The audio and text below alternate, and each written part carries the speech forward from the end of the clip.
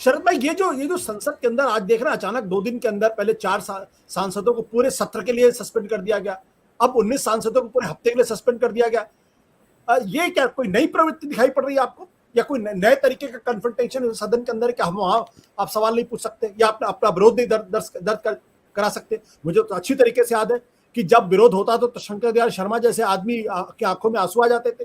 सोमनाथ चटर्जी ने कहा था कि 40 साल मैंने संसद के अंदर देखा, इस तरह माहौल तो कभी नहीं देखा। लेकिन शायद ही इस तरीके इतने बड़े पैमाने पर सांसदों को सस्पेंड किया गया हो।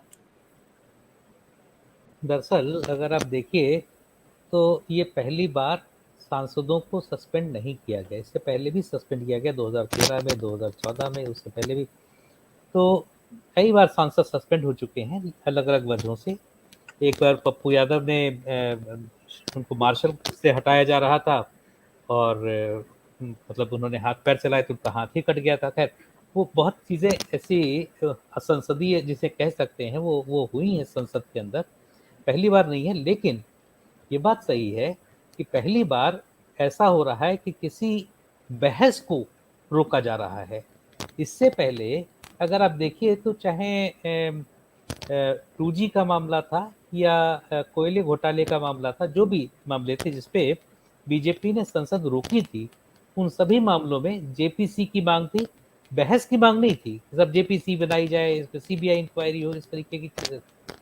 और आज सभी को मालूम है कि जो लोग गिरफ्तार हुए थे उन दोनों मामलों में, तो वो सारे के सारे यूपीए के समय गिरफ्तार हुए थे, और आज एनडीए के समय सारे के सारे लोग बाहर हैं। न सिर्फ बाहर है बल्कि आज संसद में, लोकसभा में ए राजा साहब वो सभापति की कुर्सी पे बैठे, तो वही ए राजा जी हैं जो बतौर संचार मंत्री जिनको जेल भेजा गया था, वो मनमोहन सिंह सरकार ने भेजा था।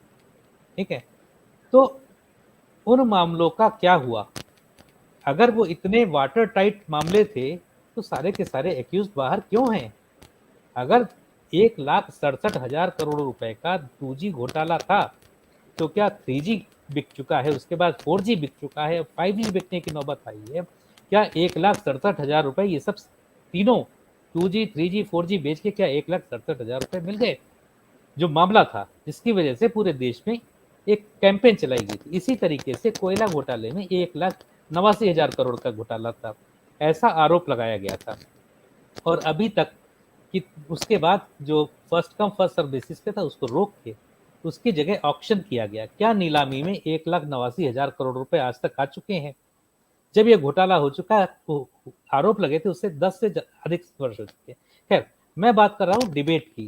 तो डिबेट अगर नहीं हो रही है और अगर आप जो सुबह की कार्रवाई होती है, तो सबसे पहले जो जो सभापति या लोकसभा अध्यक्ष पढ़ते हैं कि सब किसने किसने कौन कौन से नोटिस दिए हैं, सबका पढ़ते हैं, और उसके बाद एक सेंटेंस कह दिया जाता है कि सब मैं इन सभी नोटिसों को निरस्त करता हूं। तो भाई, आप अगर निरस्त कर रहे हैं तो कोई ग्राउंड तो देना चाहिए किसी को कि आप क्यों निरस्त कर रहे हैं। बहस कराने में क्या दिक्कत है? आपने बिल्कुल सही कहा कि अगर संसद के अंदर बहस नहीं होगी तो संसद की वैल्यू क्या है? संसद है किस लिए? क्या सिर्फ कानून बनाने के लिए संसद है? क्या देश से जुड़े, देश या दुनिया से जुड़े महत्वपूर्ण, जनता से जुड़े महत्वपूर्ण मुद्दों को उठाने की जगह नहीं है?